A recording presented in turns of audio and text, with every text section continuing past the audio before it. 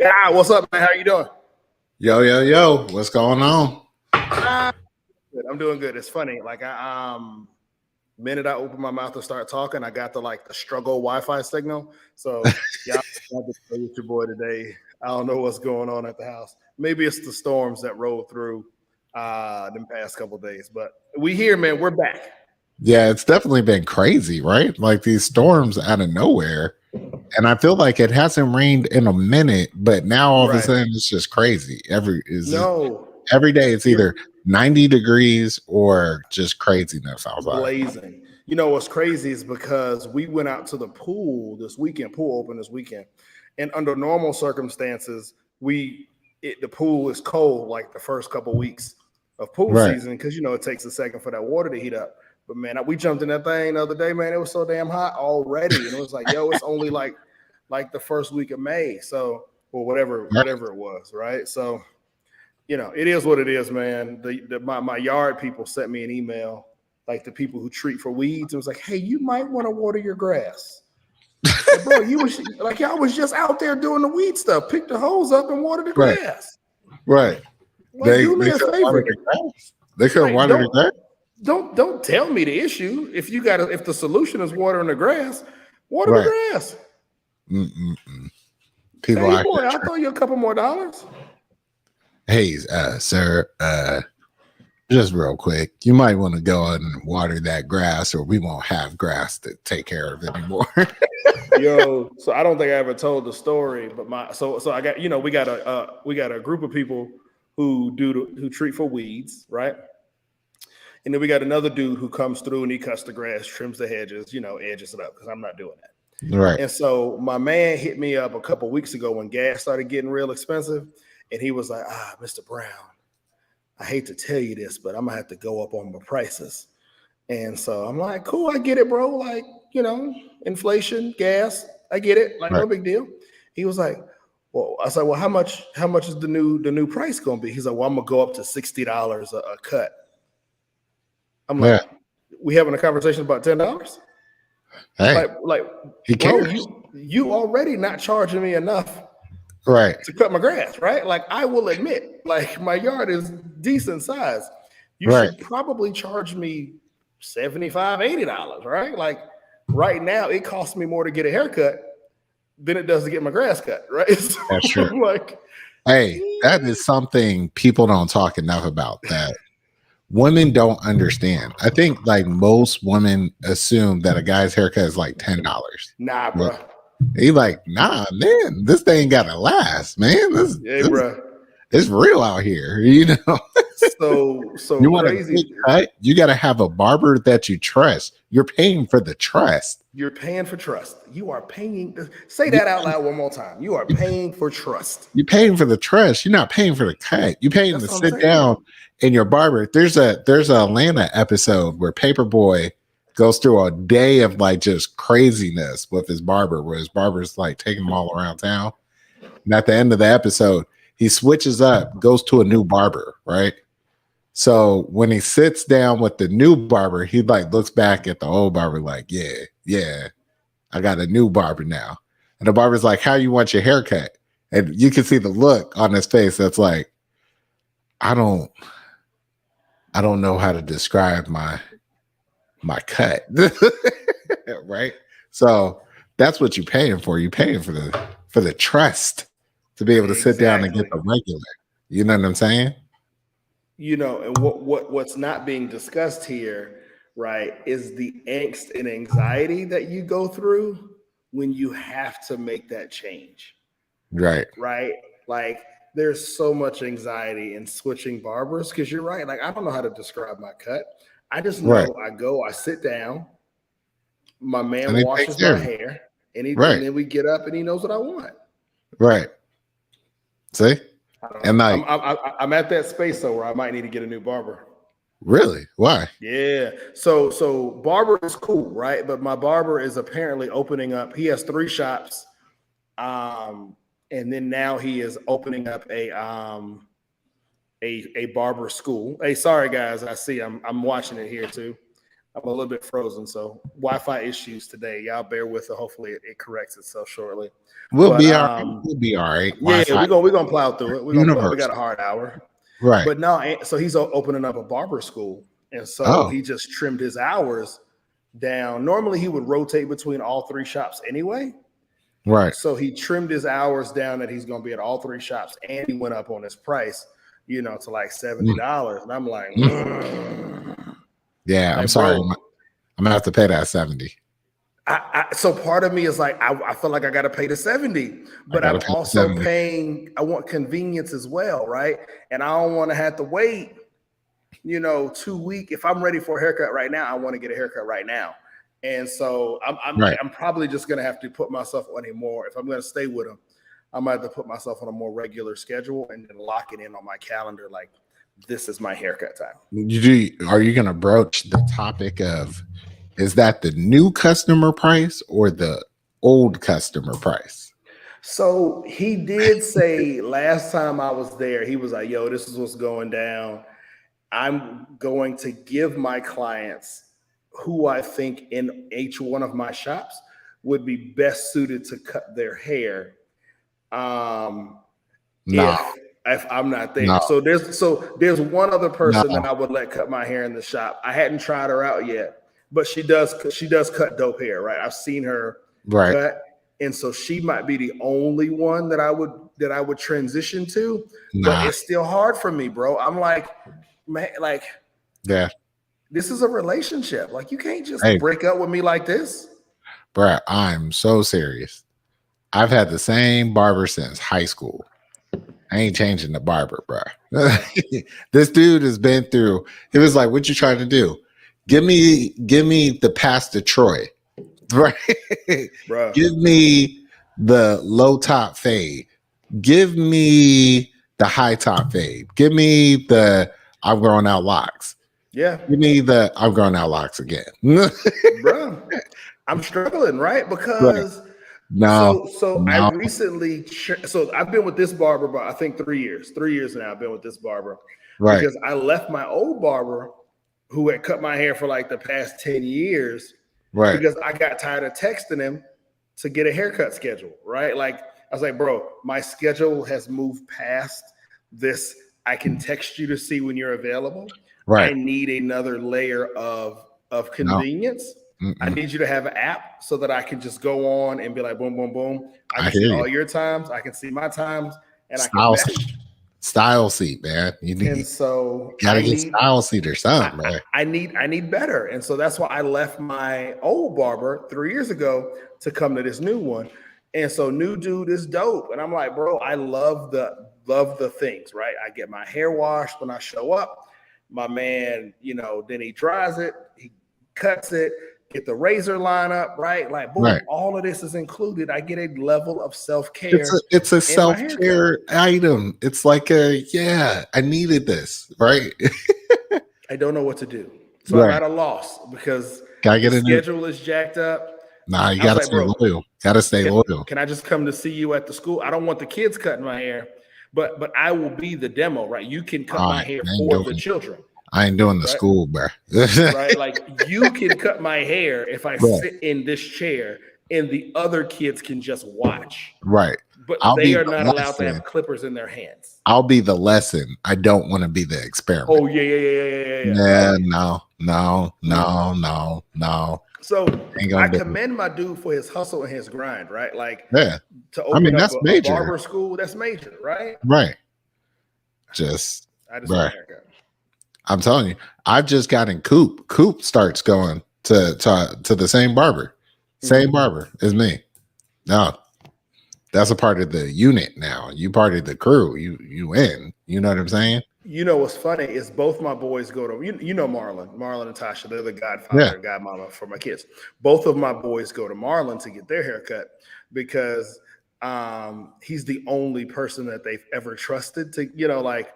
Right. I took my son for his traditional first haircut with my barber, and he didn't like him. Right? He was like, "Yo, I don't know this dude." Right. Marlon has since then Marlon has always cut his hair, and he will get up and he'll climb up in Marlon's chair, and he's done that ever since his first haircut. Avery, the baby, don't even really talk to Marlon like that, but he'll climb up in the chair and let Marlon cut his hair. And so Marlon is their barber, right? And I respect that. I get it. It's a relationship. It's a relationship. It's a very important relationship to understand a barber. Exactly. Like Coop sits in the chair. He hasn't had to learn this. Like, oh, I need to close the ball with a Brooklyn fade and tapered on. He doesn't need to know all that stuff. He just sits down and the barber says, "I got you. I got you." And it's a very important relationship that you got to be very intentional about. That's why people don't really understand. You can't just go out there and be trying new barbers, right? You can't.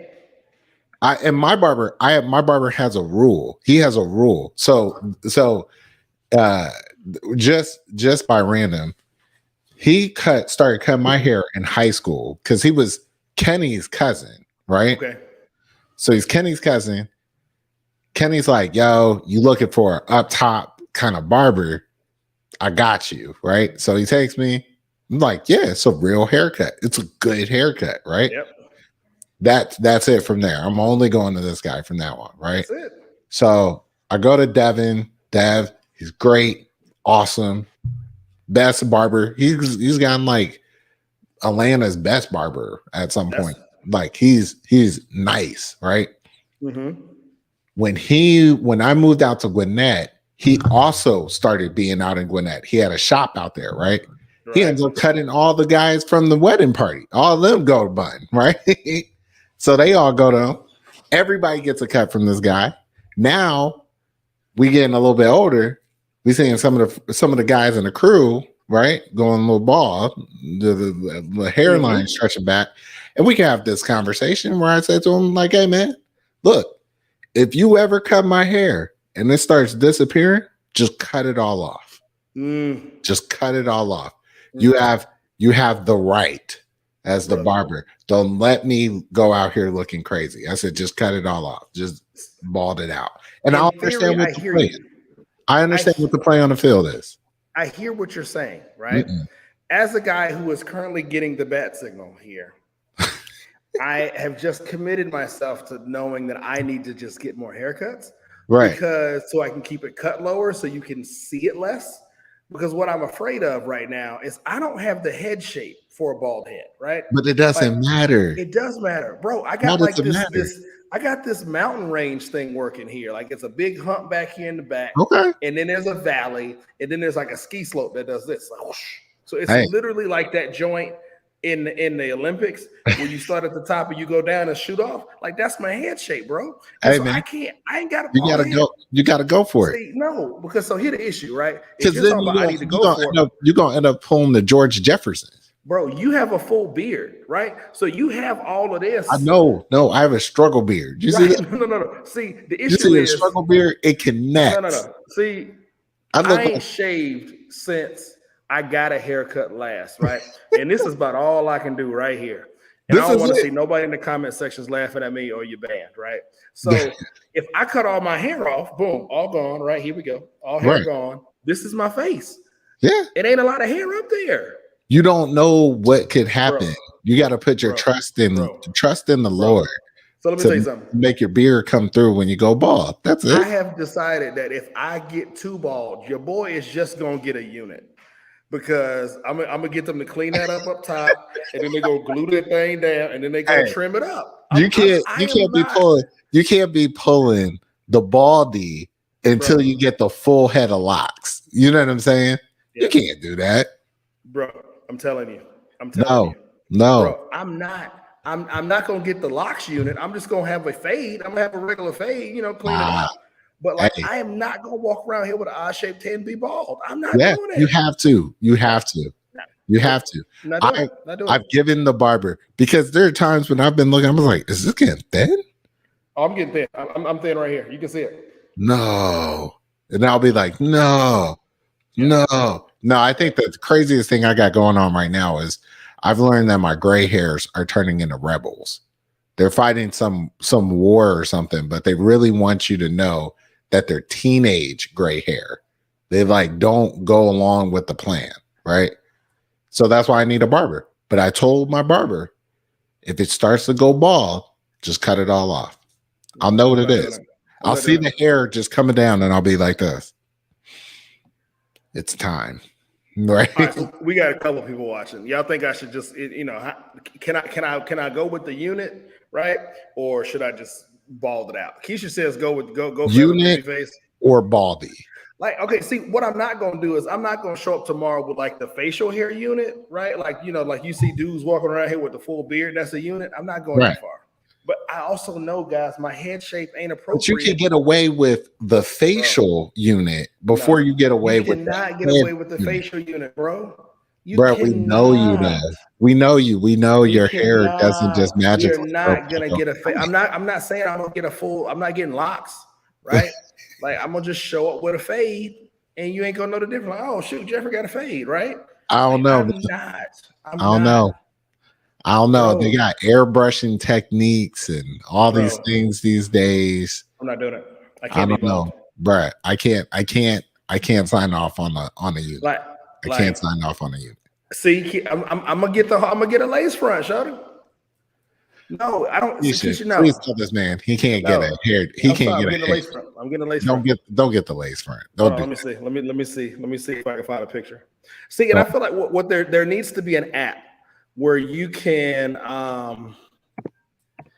see what you look like in different hairstyles. I mean, that's something that we should create then and make money off of it. Boom, black man's lace front hairpiece. Don't do it. Don't do it. No. No. Let me see. Don't do it. Oh, hold on. Let me see. Oh, they got this joint on Amazon, bro. They got Amazon. A men's hair can buy a men's lace front on Amazon. Why would anybody ever do that? Hold on. I mean, I don't know, but here we go. Let me see. I don't even want to Google it. I just don't. No, it's too late. I've done it. I will volunteer. Whoa, what the? And then they got the nerve to have 360 waves.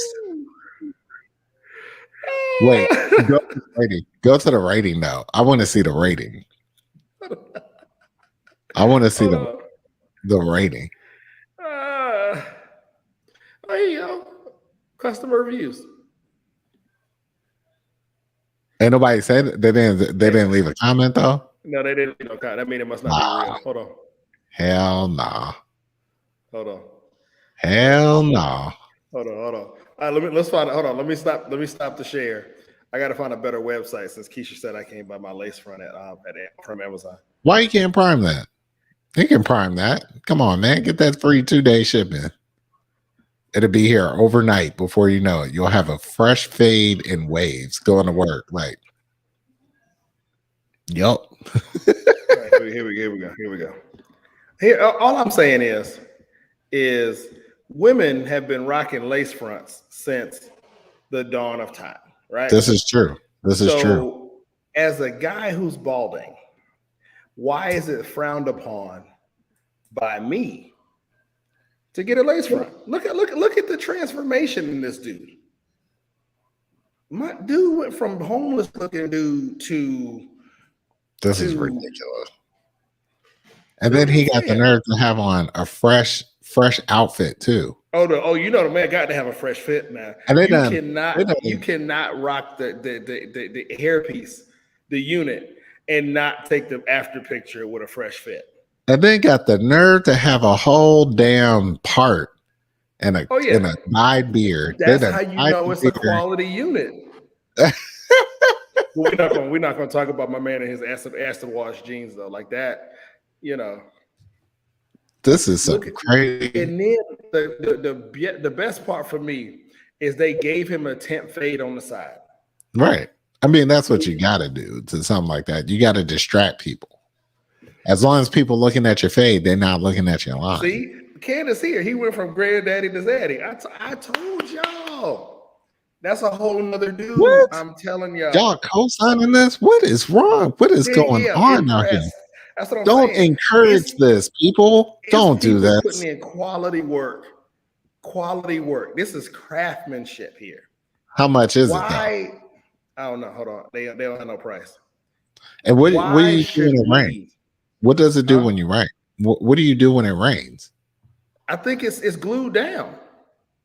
Yeah, but don't the glue come off at some point? No, I mean, I ain't never had no hairpiece, right? So I think you got to ask women who wore lace fronts because they wear theirs outside. It's chicks swimming in their lace fronts these days. I'm about to Google this. Right? Like I want to know how much these little things is. There is a whole store in Atlanta called Man Weave Atlanta. Okay. Let me ask you a question. Nah. Is that the shop? Like, if there was one place that this was going to be present, it was gonna be Atlanta. Like, you know this. Look at my man. He went from bald. He went from Malik Yoba. He looked like Malik Yoba in the face now. Or you got to wonder if Malik Yoba has a hair unit. He went from looking like Tommy Strong to Malik Yoba. In most cases, depending on maintenance, our units last up to a year and a half. Bam. Done. It is done. I am official. I'm getting a unit. Should you get a haircut? Consultations do not require a haircut. Boom. What is the cost of the unit? You know, hair transplants can cost a small fortune. That's what I'm saying. But we have packages starting at $100 and up. Boom. And I'm not saying you get the cheap joint, right? I'm advocating, hey, maybe you drop $500-600 on your piece. If it's lasting a year. What? And it says they do travel.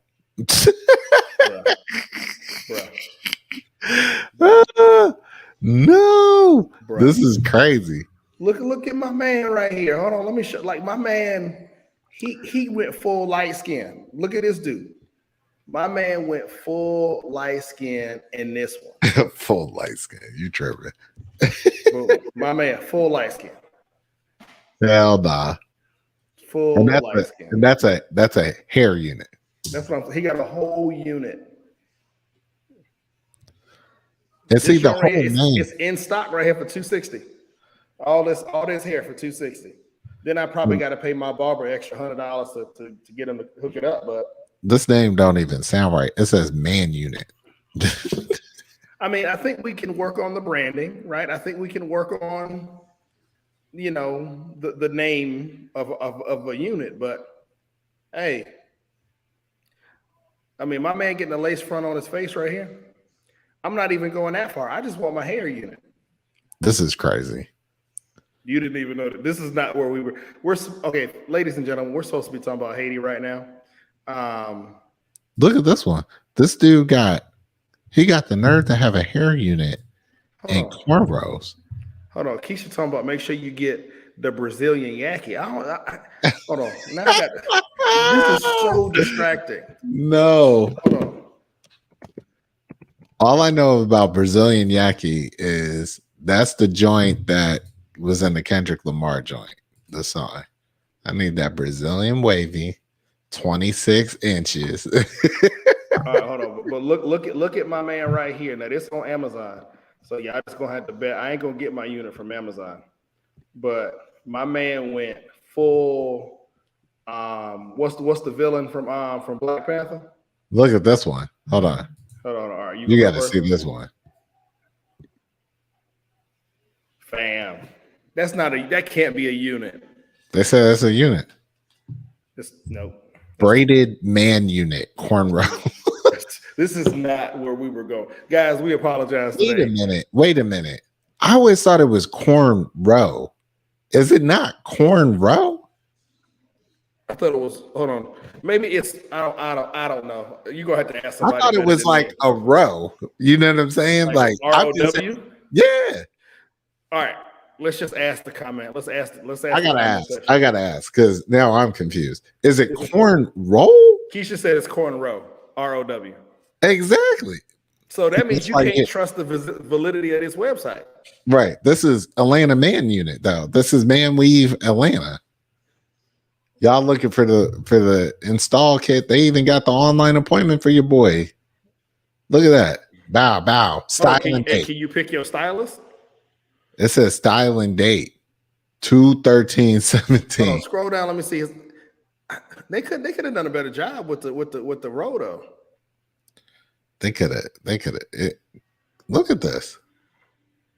Afro kinky 1 millimeter to 2 millimeter. Okay, let me ask a follow. Can I come in and shop before I buy? Because how I know what I want is what I want. Look at this. What the hell is a pepper man? I want to touch the hair to make sure it's my texture. Unit 20-inch. Look at they got the skin. They got the skin, bro. This joint $1,000. Y'all tripping. It's quality over. I mean, you got to pay for quality here. Y'all tripping. Y'all throwing. Hold on, my man. Let me show you one. I got to show you my man with full on Killmonger on this one. All right, I gotta stop. This is insanity. I can't believe you got us in here looking up toupee adhesive Pepperman unit.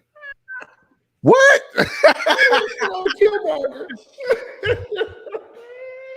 Hi, Auntie. Let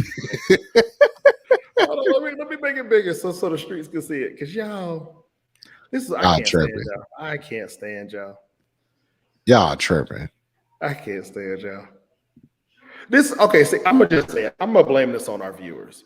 Because if y'all didn't feed into the foolishness, we wouldn't be this foolish. He got a Milli Vanilli in the future.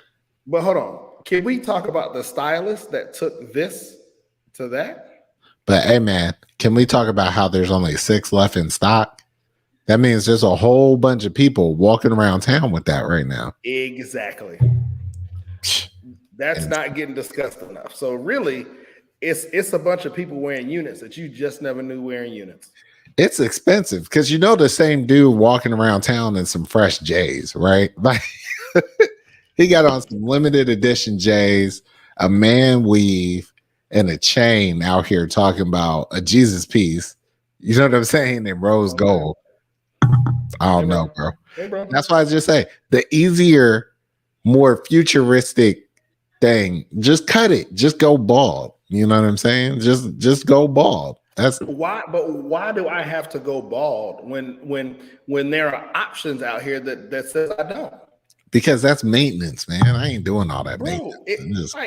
Like I'm sorry. Like women have had access to this hair extension. See, Keisha said, I mean, if it's a really good one, you can't tell. Same for females. The good weave be deceiving. This is the problem though, because for a female to get by a guy with a weave, it doesn't necessarily need to be good. Guys just don't. There's a good theory of disbelief with guys where guys would be like, I don't know. I guess you just got locks, and then somehow you undid the locks, and then you did them again, and then I don't know what's going on out here. I think we're at a space now where men traditionally don't care. We expect some women to just change hairstyles, and it's okay. Like you can have pink hair one day and locks the next. Right. Do you, girl? Right. But at the same time, I feel like, hey, like most men are taller than women. So you won't really be able to tell if I got a unit on or not because I'm taller. And it's I short don't know. hair.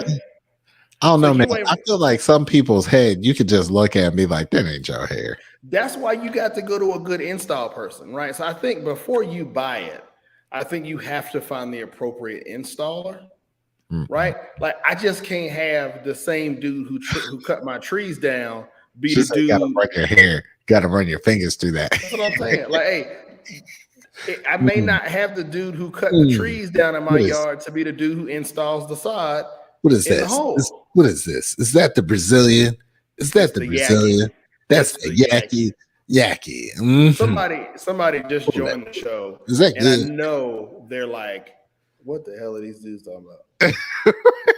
What the hell?" This is the craziness that happens. We fully intended to talk to everyone today about the New York Times article that came out over the weekend. That's okay. Pause. That's one hell of a transition. Hey, Like, when you see the transition point, you got to shoot for the hole on it. Because you never know when a transition might not make it all the way through. You never know. You might just get pulled back in to oh the gosh. Pepper Man and unit. hey, I can tell you this. Know who's getting a lot of man weaves these days? The French population, because they Hold on, but real quick, before we go on, make sure you close all these windows because now you're gonna be getting ads I'm in gonna all get of your social media ads. channels.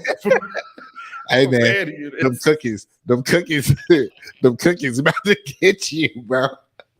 They're gonna be like, come and get this man unit. That's my voice for the internet tracking you through everything. It's a creepy guy that used to sell watches down the alleyway, but now all of a sudden he's just tracking you on the internet. So he just pops up and he says stuff like this. Oh yeah. So you like gutters, huh? Here's 50 million ads for gutters everywhere you go. I'll give you this Your this card is Movado watch your for card is still $40. waiting. Hey, Target is one of the most stalkery companies out there because it will send you a email that'll be like this. We noticed you might have left something behind or you forgot to check out. Don't forget to not use your red card and get those circle savings. Hey, so yeah, you know, I'm sitting over here on Instagram right now looking to see if I'm getting my cookies for my serving up my man unit. Oh, your whole thing about to pop up. You about to get ads and all that stuff. It's gonna be some girl out in Decatur that specializes in man units. You about to get all her ads. Oh yeah. That you stuck in the algorithm now. See, at least I look mine up on incognito. No, I don't do nothing incognito, bro. I'm all in, baby. All in. Why is it that I don't trust incognito mode? Like I don't trust incognito more than non-incognito mode. You know what I'm saying? Like I'm like, I feel like y'all still up to no good, so I don't know. But anyway, the transition point that we were aiming for was the New York Times article that came out over the weekend talking about the analysis done on Haiti. So if you're not familiar with this, Haiti is the only country where the slaves took back their country from the French, and France ended up taxing them, right? So for a long time, it was kind of unknown how much value France was pulling out of Haiti. It was known that it was probably a lot, but no one ever did the full analysis. Well, the New York Times did an article over the weekend where they actually broke this down, and to the tune of I think it was over $500 million in American dollars right now. But the toll is that over this time period, if they had just kept that money inside of Haiti, it would have been equivalent to $21 billion. Yep. It's insanity. So, all right. So, real quick, add some context to the story. It was 150 million francs. So the article says that it's a staggering amount, far beyond the means that Haiti had to pay. When the first loan payment came due, they sent warships to Haiti to make them pay, and when they couldn't, they loaned them money the Bank of France loaned them money so that Haiti could then make the payment, but then attached a high ass interest rate to the loan amount. So Haiti essentially It was a payday bought loan. a It was a payday 1997 Honda Civic with a $2,000 car with a interest payment with an $800 monthly bill and a 30% interest rate. Like that's essentially what France did to Haiti. France did a Title America pawn deal on Haiti and hit them with like a crazy amount of interest rate. And it's fascinating because I think it's not far off to assume that France did this and other countries said nothing about it because of their own relationship with slavery. Keeping in mind that Dominican Republic was never liberated like that, right? And as you can see from the relationship that's kind of evolved from this, it's led to so many kind of uncomfortable conversations for Dominican Republic and their relation to Haiti, and how Haiti's been vilified a lot on the global stage. But I mean, they've been vilified for, they can't get their economy together. They can't get their government together. You crippled them. You crippled the government. You crippled the country. And so what's even crazier, right? And I was and this is probably fast forward a little bit into the future, but if you look at a map of Haiti versus Dominican Republic, what you will also see is Haiti on most maps is not green at all, it's brown. Right. And then on most maps, the Dominican Republic is green for vegetation. And so when you fast forward that into the future, Haiti sold off so much of its natural resources to pay down this debt that now, fast forward, now we're dealing with global warming and we're dealing with climate change. Whenever there's a major storm, whenever there's flash flooding, you typically see more damage to the country of Haiti than you do to the country of the Dominican Republic, largely due to the fact that they've stripped the land of all of its natural resources to pay down this debt. And that's crazy. The insanity to me is that when you compare this to the 1776 revolution of America, right, to Great Britain, if you go back to England, if you go to England today, their version of the American Revolution sounds salty as fuck, right? They sound like they're like, I mean, you mean when the people that asked us to help them build a country and colonies decided that they weren't going to pay anymore? Is that what you're talking about? The American Revolution? That's what's going on, right? The rebels that said, we just won't pay our bills, right? Here's some context for you. I just saw in the article. At the time, in 1825, when France demanded 150 million francs to be paid, and also another caveat, Haiti is the only country that's ever been asked to pay their slave masters back for what they deemed as lost revenue. So that's point number one. France demanded Haiti pay 150 million francs at the time. In 1825, Haiti's revenue was 5.1 million francs. There was no way, and France demanded that 150 million to be paid over 5 payments. So they set them up for failure. Yeah, it's insane. And then, so then the article goes on to say that the way the Haiti started to pay it back was they weren't taxing the elites, they were taxing the coffee farmers. So essentially taxing the poor and middle class. And that's what led to the second revolution in Haiti. But I think the article spoke about, go ahead, I'm sorry. What's insanity about that is France helped America in the revolution against England, right? Mm-hmm. So it was like they kind of said, "Oh, y'all ain't going to America, us." You know what I'm saying? You gonna have to. I'm gonna hit you in the pockets, right? And that's insane. That's insane that no one has gone back and been like, "Are we not going to recognize this? Mm-hmm. That this was a travesty on the global level. You kidnapped me from my home." Mm-hmm. Brought me to another country forced me to work. Then when I got my freedom back, when I fought for my own freedom, you said, hey, pay me back because you're not working. Yep. So they said, so when Haiti started to tax the coffee farmers, keep in mind, coffee was the largest export in Haiti at the time. I want to say out of every $3 that Haiti produced in coffee revenue, $2.73 of that revenue went to paying back the loan. That's insane. So only 23 cents stayed in country. So out of $3 they produced, 23 cents stayed in country. Can we excuse me. I don't want to be wrong. $2.53 out of every $3 stayed in country. So 47 cents stayed in country. And the rest of it went to paying back the loan and lining Haitian politicians' pockets. So a lot of people got wealthy to keep the system going, right? Like systems like this. French. A lot of the French. Oh yeah. A lot of people got rich. Regarded as the archetype of democracy.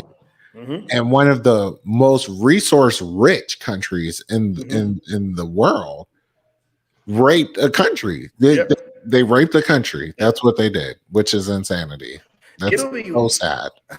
It'll be interesting. So there's a couple more points I'd like to make as we fast forward to the future. Maybe rape. Probably rape isn't the right word. Pillage. You can say pillage. Steal. Pillage. Yeah. Pillage is the right word. I'm always looking for the right word, but pillage is probably the more correct phrasing of that. That's insanity. So now you have to fast forward. So real quick, I don't want to skip stuff, but there's stuff I want to talk about in the back. But since we're here, I also want to fast forward to the future a little, or the current present now.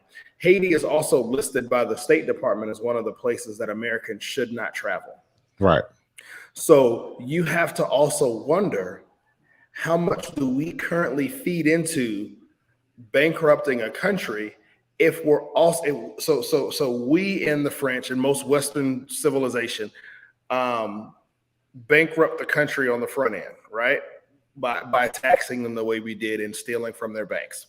Now, their main source of revenue could be tourism, but the same countries that robbed them once are also saying to their citizens, hey, don't go there. It's not safe. You can go to the Dominican Republic. You can go to all these other Caribbean islands. Right. So their main source of revenue right now could be tourism, but our governments are actively saying, citizens, you shouldn't go there.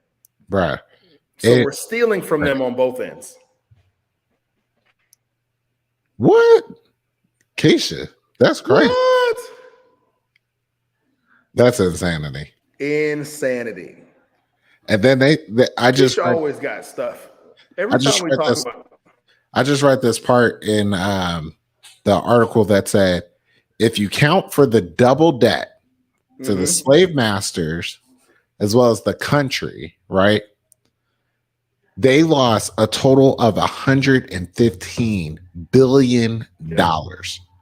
Yep. Just think about that. We just gave $40 billion to Ukraine. We gave more than that.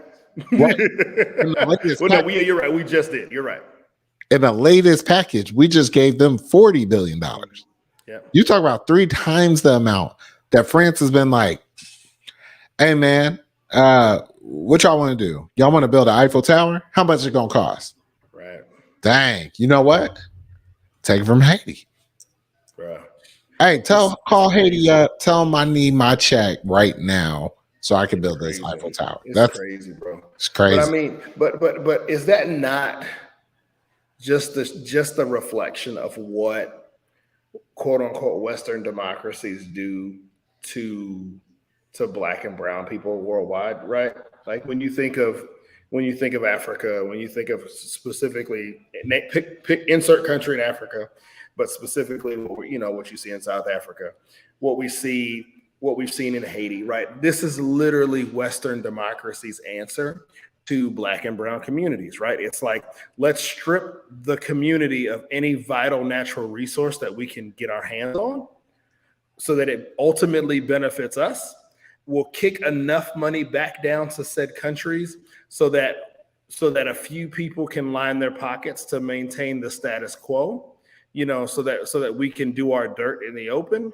But for the vast majority of people, we want to strip the country of natural resources, and we don't want to pay for it. So we'll get filthy freaking rich, and then we'll keep you in power so that you can get rich as well. But we just want to rob your country blind. Now, I don't want to mispronounce anybody's name, so ride with me for a second, because there's this excerpt. There's this excerpt from here that I think is probably one of the most telling. So in 2003, I was a freshman in college, right? Mm-hmm. Minding my business. I had friends that were Haitian. I still got friends that are Haitian, right? In 2003 in Haiti, Jean Aristide, a former priest who became the first democratically elected president after decades of dictatorships, launched a campaign demanding that France repay the money it had extracted from the country. Mm-hmm. With television ads, street banners, and a legal team putting together the elements of an international lawsuit, he was blowing the spot up. Y'all got to know that they've been taking our money forever, and it's time to pay up. The French government responded by assembling a public commission to study relations between the two countries, but quietly instructed everyone not to say a word in favor of restitution. This comes from the French ambassador to Haiti at the time, as recently told to the New York Times in an interview about this story. So basically, publicly, they were like, yeah, this is bad, man. I'm sorry, man. We need to figure this out, right? And then behind doors, they were like, we ain't paying nothing, right? Let's move on real quick in this excerpt. The commission dismissed his claims as ploys of a demagogue and portrayed the independent debt as a treaty between Haiti and France, making only passing mention of the French warships looming off the Haitian coast to enforce the demand and annex to a 2004 report. So they only put a subnote that said, yeah, when we asked for this money, we had warships kind of pointed at them. So talk about negotiating under duress. A month later, it has now come out that the French government helped remove Mr. Aristide from power. Bro, this is so I've known ancillarily this. Oh, go ahead. I'm sorry. And antagonized the civil war in the country. But okay, it's the question, right? If we're being honest, does any of this shock you? None of it shocks me. And that is the crazy part of this, is that in 2003, this was happening, right? Hold on. Let's add context to this, right? Because this started in 1895. So we're just going to not count we're not going to count. We're just going to say, let's just do 2003, right? 1895, 108 years. 108 years, dude. Like it's craziness. And hold on, there's a point in the article that I wanted to highlight as well. Oh gosh, let me find it. It's just insanity. Keep talking. This whole thing is crazy. It's just like, I can't believe when you talk about institutionalized racism, right? Institutionalized discrimination, right? Why it's important to understand these things is because when you look at the baseline of folks, of regular people, Haiti would not have been in this worse off position had they not been structurally discriminated against on 100%. The global stage, right? It's just, it's like, I'm speechless, right? So while people are saying, don't go to Haiti, it's amazing that people are like, but I'll go to France, right? That's insanity to me. That's just like, it makes me disgusted for France. So here you go. In 1880, As Haiti continued to pay down its debt, the French bank arrived on the scene, Credit Industrial de Commercial, to set up Haiti's first national bank. It was a disaster, national in name only. Haiti's treasury was now controlled by the French bank, and the Haitian government could not deposit or spend money without paying a commission. For years, French profits exceeded the entire Haiti's entire public works budget. And Haiti officially made its last payment on the double debt in 1888, but had to take out two additional hefty loans in 1874 and 1875. Again, bankers took handsome commissions as well as corrupt Haitian officials. So eventually, I want to get to this next point here, and then I will shut up. In 1910, Haiti's national bank was reestablished under new ownership. A Parisian bank still owned the biggest shares, but American and German banks took over the rest. So we had an active hand in ensuring that, well, the world had an active hand in ensuring that Haiti continued down the path.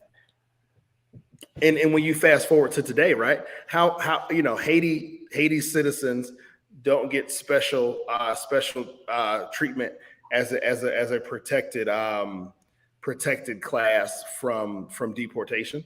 So typically, when you're fleeing a country or whatever, if you're fleeing a war-torn country or whatever, you can get protected status and not be deported. Haitians cannot get that, and so they can be deported at a whim, and it's pretty amazing. That's insane, man. I don't understand how this story, and I bet you this story doesn't get the amount of play in the media. It won't, because it's literally dumbfounding. It's like at such a large level that people should be lining up to demand that France is held accountable for this generational, like you're talking about generations, right, of people that have been harmed by all this, right? All because, and let's not forget, this is all because they said, I don't want to be slaves anymore.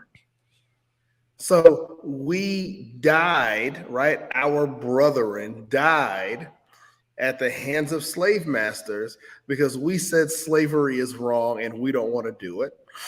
And so France said, okay, you can have your freedom if you pay back your slave masters. So pay the people back who were wrong.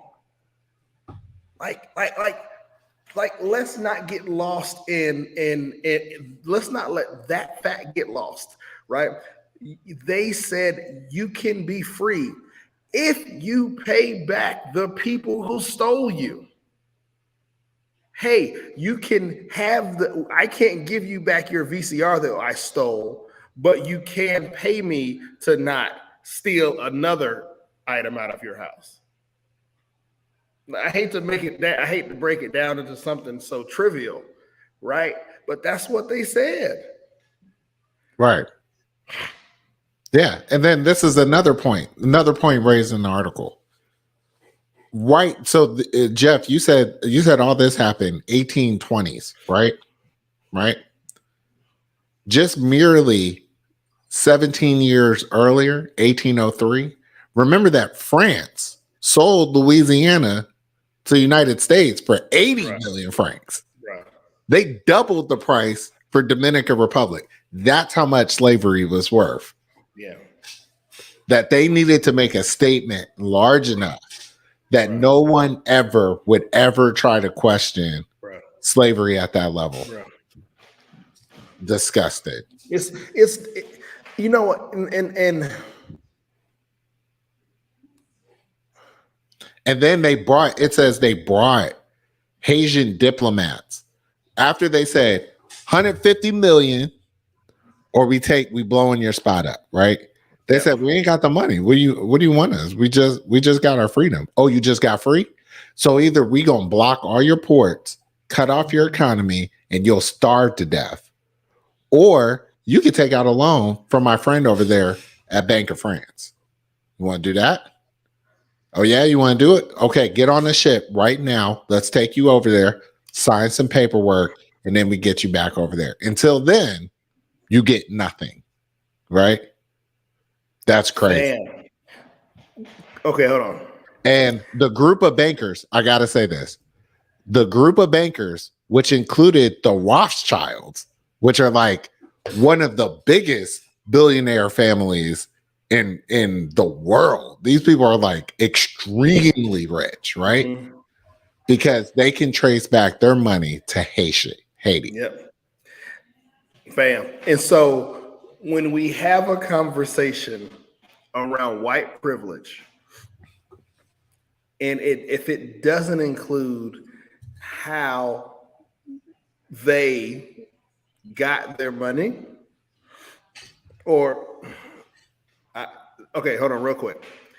They said in the center of the article, the passage read, in France, meanwhile, it was a time of prosperity. Cafes of Paris overflowed with many of its patrons drinking coffee cultivated by the debt-hobbled Haitians half a world away. In December of 1914, this gunboat pulled into the harbor in Port-au-Prince. The U.S. Marines were on board on a mission. For years, U.S. business interests led by the National Bank of New York, Citigroup's predecessor, had pushed American control over Haiti. They persuaded the U.S. State Department to remove gold from the vaults of Haiti's National Bank. The Marines strolled into Haiti's National Bank and walked out with $500,000 in gold. And within days, it was in Wall Street's bank. The truth, the reality is crazy. Like, this is insane that so many people conspired against a country of Black people that got their own freedom. That's what oppression means. You know what we won't talk about in school, though, because critical race theory is a thing, right? We will never teach. We will never even so you think about, like, okay, Georgia, not a real big Haitian population. Think about South Florida. Right. Exactly. Think about all of those kids or all those families who are of Haitian descent, right? You think about South Florida and South Florida, huge population, Haitian, Dominicans, Puerto Ricans, you name it, you name the Caribbean island, huge population living in South Florida. And those kids have known the truth. Those families have known the truth for their entire life. Dude. And when they walk down the street, people look at them in disgust because they're Haitians. And we would prefer to go and do and so you wonder, we had this conversation a couple months ago, right? When you and I began to talk about buying property in another country, and somebody was like, yo, we should go to DR and buy property. And I was like, yo, I can't do it, right? Because I can't do it. I can't do it. Because what this oppression of Haiti has created is a situation where I think you would reflect on this. I think the parallel to Americans is that you can look at the crime in the African American community sometimes, and people will stop short of analyzing what are the drivers of those crimes. If you didn't oppress people to the point to which they needed to commit crimes, they wouldn't have committed those crimes. So yes, now after generations, you can go back to Haiti and be like, oh, it's always been so jacked up, but you'll never recognize the root of that. Mm-hmm. And this has gone on long enough that there are some in Dominica that literally believe that this whole country is just jacked up and we're the actual good guys here, right? Or like to the point where Haiti was going through something. I can't remember exactly what was going on, but at some point, the Dominican Republic government drove buses around Dominican Republic and gathered up the Haitians, took them across the border, and dropped them off and said, people like, I've been here my whole life. You just dropping me off? And it's like, they all came from the same people. Yep. They like this the only difference, literally the only difference is one group of people said slavery isn't, I've had enough. And the other group said, we are not okay with the status quo, but we're not willing to overthrow our masters. And because of that, one country has prospered. Yeah, Keisha's right. That was back in the hurricane. The earthquake. So one country, because it didn't overthrow their masters, right? Because they said slavery sucks, but we're not ready to die for freedom. They have enjoyed and endured a lifetime of prosperity. I guess we could not say a lifetime of prosperity, but a more prosperous future than this artificial border that we could argue was man-made, right? Because what we're not talking about is the fact that the French didn't own the Dominican Republic side. I think the Dominican Republic side was Dutch. So colonialism drew the boundary, right? So colonialism drew the boundary, the artificial boundary to break up the island. And then we perpetuated the cycle of colonialism to this day. Okay, so hear this part.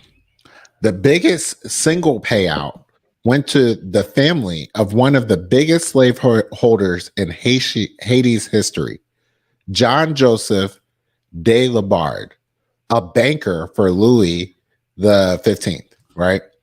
According to Oliver Glitch, the German historian who created a database of former colonists. So there's somebody in Germany hunting down all these records, right? Mm-hmm. It says in the late 18th century, Lombard shipped nearly 10,000 Africans to Haiti in slave boats and had more than 2,000 enslaved people on his plantations there, many of whom died. They didn't make the passage, right? French revolutionaries beheaded him in 1794. So he wasn't even part of the revolution.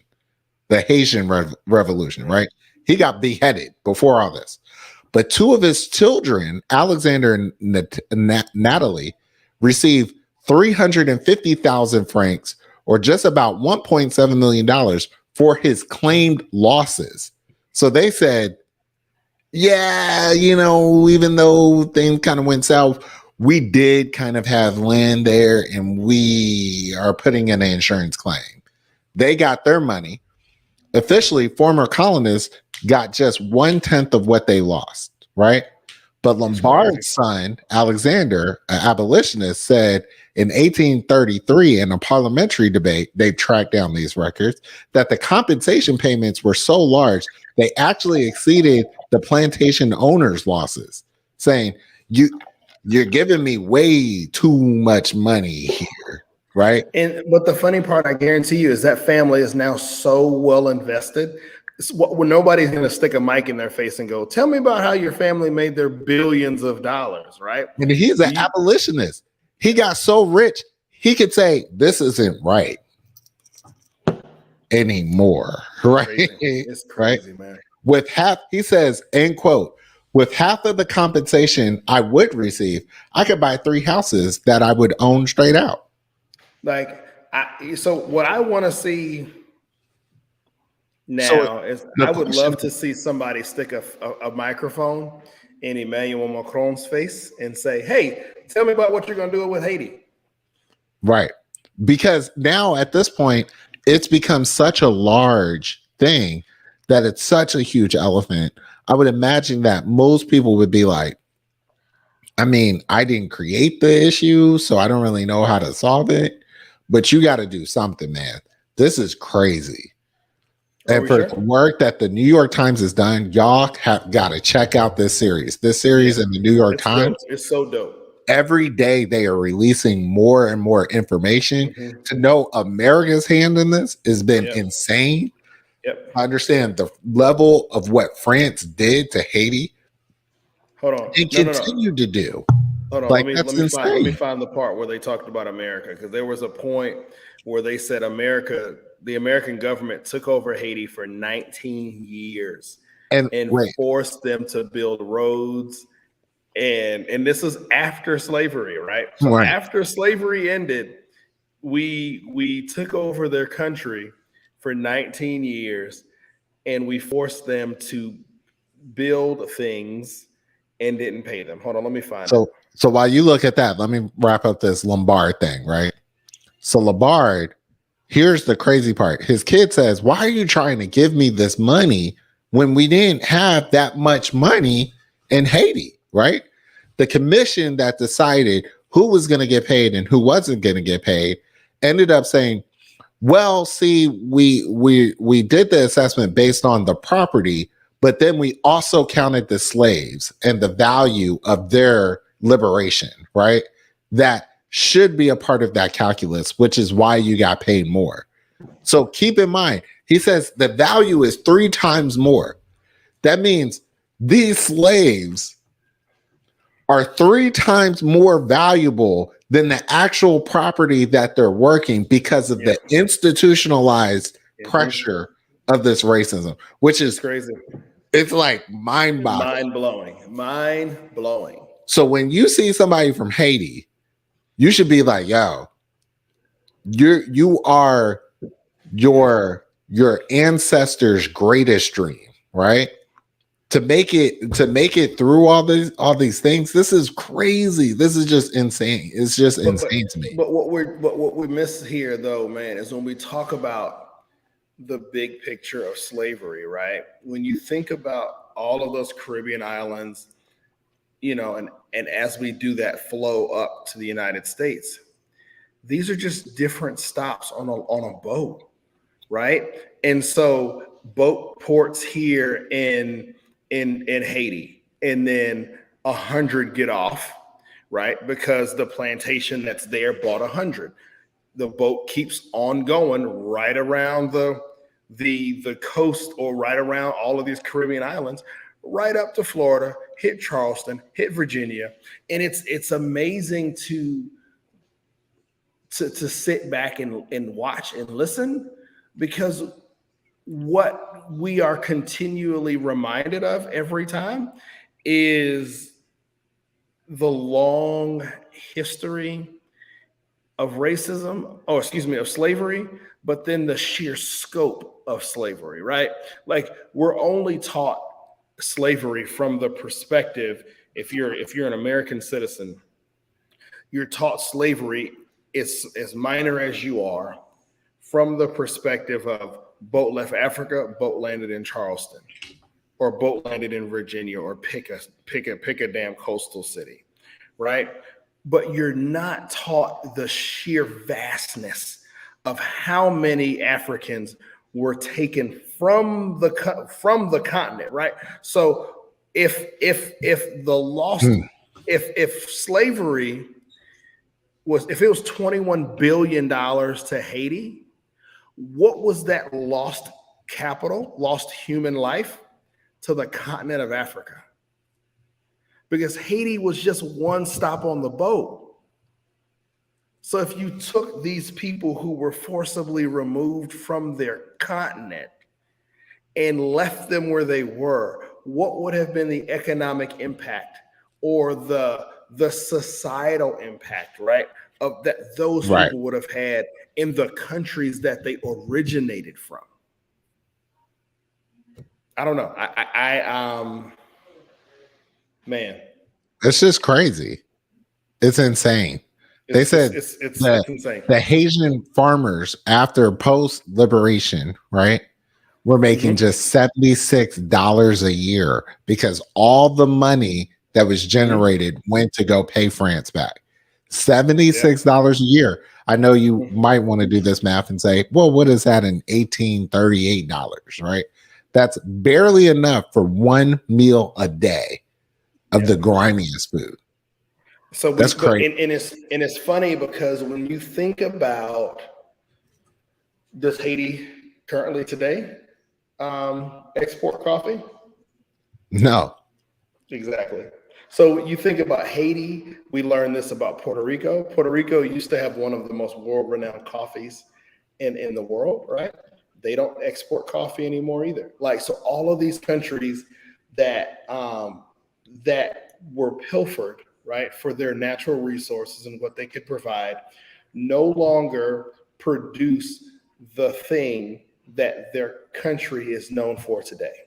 So Right. their main source of generating revenue today, they can't do anymore, Right. because of colonialism, right? So now all of these countries are solely, their only source of revenue is now tied to white people coming to visit their country in tourism, right? Like that's the economic engine that drives all of these Caribbean countries are now tourism coming.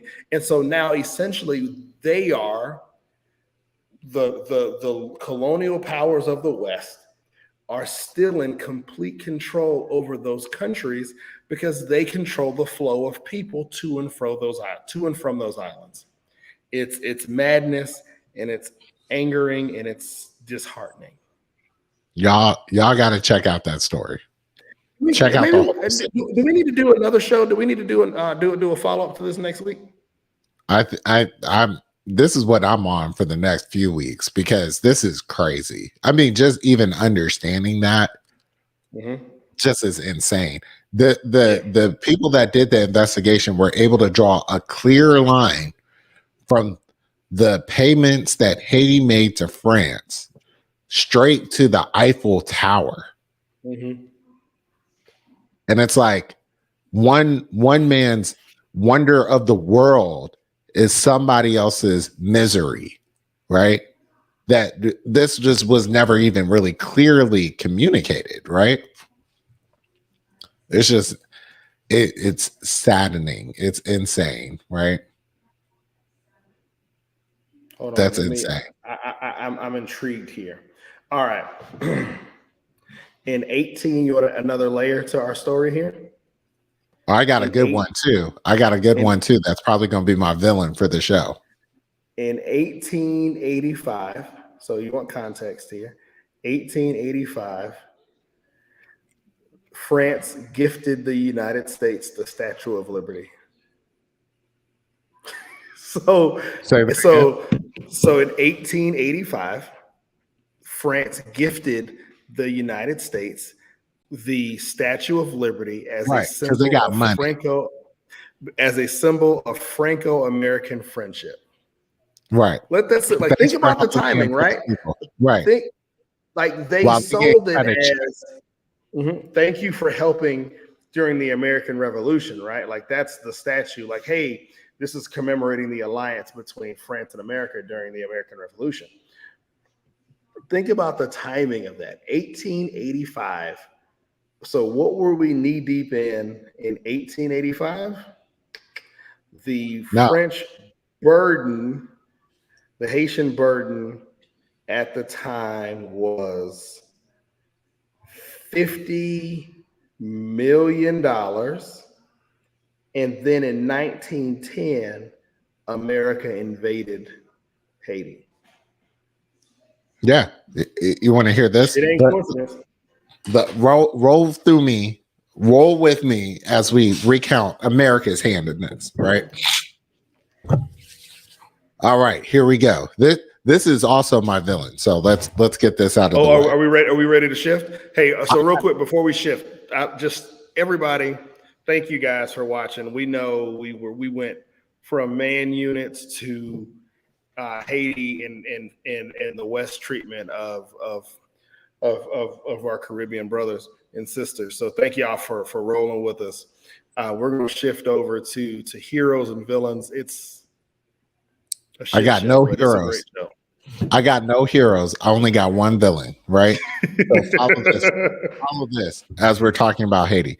The military occupation lasted 19 years. I saw that. as vital to securing American interests in the region. Taming Haiti's chaos, right? Read the shit we created over there. Mm-hmm. The United States, where lawmakers once feared the contagion effect of Haitian independence, now depicted the invasion as a civilizing mission necessary because, as Secretary of State Robert Lansing wrote in 1918, the African race are devoid of any capacity for political organization. There was another hand behind the occupation as well: Wall Street. In particular, the National City Bank of New York. By 1922, its affiliate had bought all the shares in Haiti's national bank, and with a guarantee from the American government that it would be repaid, won the chance to lend still more money to Haiti so Haiti can make their payment to France, right? The bank ended up controlling nearly all of Haiti's foreign debt and then followed a well-established pattern of taking money out of the economy. It did little to develop Haiti while sucking up a quarter of the country's revenue over the next decade, according to annual fiscal reports reviewed by the Times. Guess who National City Bank was the predecessor for? Bank of America. Citigroup. Oh, okay. All right. Hey, but okay, so let me ask you a question. Is any of this shocking, considering we have traced the lineage of current American banks to purchasing, like Bank of America has a history of slave trade, right? Like, so none of this should be surprising at this point, right? Or maybe it's surprising because it's something we don't teach our children. Right. This is the history I need my kids to understand. Okay, hold on. Can I hit you with one more to add to the villainry of the week? Yes. That's ridiculous. After UN peacekeepers introduced cholera to the country in 2011, it spread rampantly, killing thousands. Insane. The United I think what we have to also understand is we have to go into this thing assuming that nothing will change, because as of 2011 we found it acceptable to spread cholera through the country. So I think we have to go into this assuming nothing is and this is why I appreciate. So I'll have a hero of the week. So my villain is everybody that touched this Haiti situation. But my hero of the week has to be the free press, right? The section of our press that continues to do long form journalism and investigative journalism like this. The section of the journalistic community that will still go out into war zones and bring us the stories that people continuously try to hide from citizens. So I think my hero of the week has to just go out to the free press, the investigative journalism, not the stuff we see on CNN or Fox News or MSNBC, right? Not the sensationalized stuff, but the people like this, that not, in the New York Times, specifically these writers that said, you know what, I'm going to take some time and I'm going to go out and I'm going to go and investigate this long form story and really follow the threads where they go and then drop it in a story, unbiased as possible, right? Because everybody has some bias. I get it. But drop it in a story for the public to consume in a media. It's not hidden behind a paywall. Normally, New York Times stuff is hidden behind a paywall. I'm sure future content about this story will be hidden behind a paywall purposefully. But this story will live in perpetuity for free without anybody having to hide it behind a paywall. And so I think, for the people who watch us and the people who join in this content, I think it's really our responsibility to share this content, not just with people who who we know are not just dropping it on social media and expecting people to engage with it, but really having real deep and honest conversations around what it means, right? Like what does this mean? You know, and how do we add this to the long list of shit that we got to hold people accountable for? But how do we hold people accountable, right? Like if you bank with Citigroup, yo, what's up? Have a conversation, right? Like we have to get to this space where we're comfortable being semi-uncomfortable. And if that means we have to pay the $1.50 fee to pull money out of a bank because we're going to say, hey, you know, we're going to bank over here with this bank because they have a clean or at least a seemingly clean record, instead of banking with Bank of America where it's convenient as hell because they got branches all over America. Like we have to be at the space where we're comfortable with this idea that we're going to be uncomfortable if it means holding people accountable for the shit that happened to our people in the past. Right. And I count that as, I mean, and I say that genuinely, right? I say that with me at heart, right? Because I bank at Wells Fargo. And for years I've said, Joe, I want to close my bank accounts at Wells Fargo.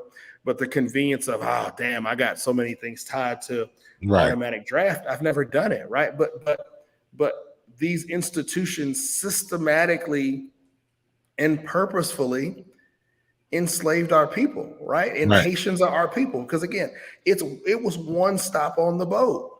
And I think the issue, the further issue I have with that is that if you go back in time, it's like, okay, maybe you would want to say slavery. Everyone's doing it. Of course, we're doing slavery too. You know what I mean? Mm-hmm.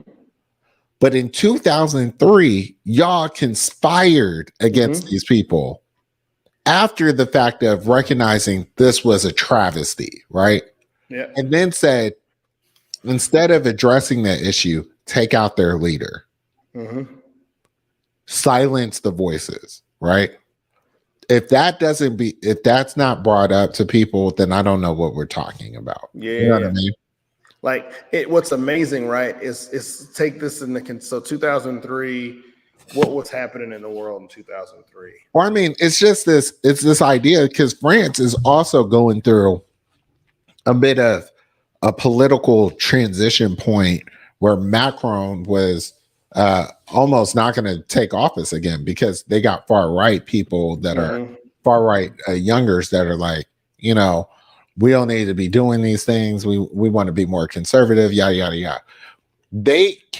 I can't understand how this country can recognize that to have that conservative political approach it comes from a place of privilege that's oriented and most times out of oppression of other peoples. Exactly. Right? Man. Exactly. And I mean, what happened then is still happening now when you think about privileged people oppressing others through their own truths, right? That's insanity. I mean, what this shows me is that we can find an excuse to overthrow leadership that we don't agree with, right? It doesn't matter. I mean, like we can use the terrorism thing like we did with Saddam, because in 2003 we had just invaded Iraq, right? So we can use terrorism, we can use, or we can just like, I don't really like, or you can do what the French did and go, you know what? That whole reparations thing, I don't want to have that conversation anymore. Let's work to overthrow this government, right? And so, I mean, what we have found is that the West doesn't really need a reason. Or I'll just say, I won't even say the West, because I think this exists in countries of power, in white countries of power, right? So, because I want to throw Russia in there as well, and not to get too long-winded on this issue. But I think anytime one country is deemed to be more powerful, and I don't like what's going on in another country, we can find a reason to slap a pretty bow on it and come up with a good reason to invade that country. I mean, that's all I got. It's just crazy. I'm done. I'm sorry. That was probably too my brain works in making connections in that way.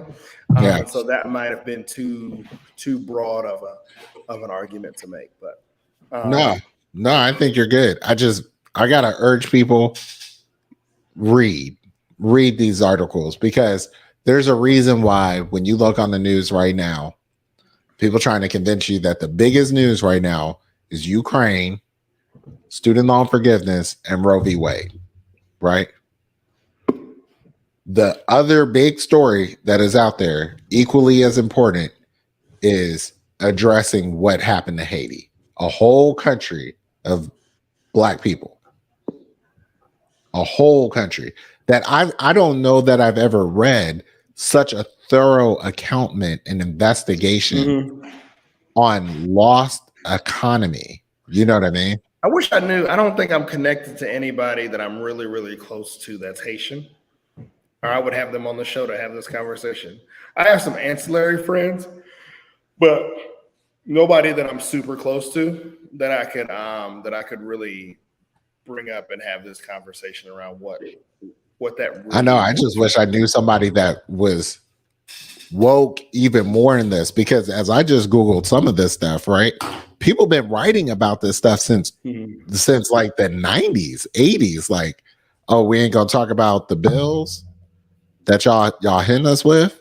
Ain't nobody gonna talk about that. Oh, okay.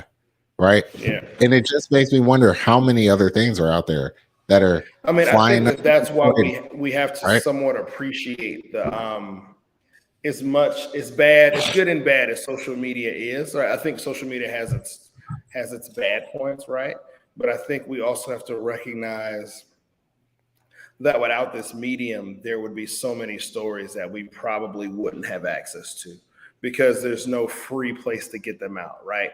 I think, like a couple of weeks ago, we talked about how the billionaire class in America now controls all of the major sources of media, right? Right. With Bezos, I think he owns the Washington Post.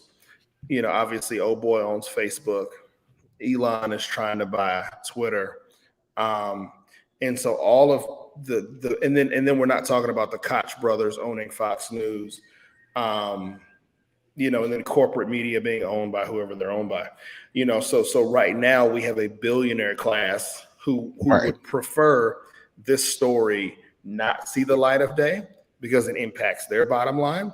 And so if it had not been for the access of the internet being free, or Twitter still existing in the way that it does, how many of these stories would die and we'd never see them again, right?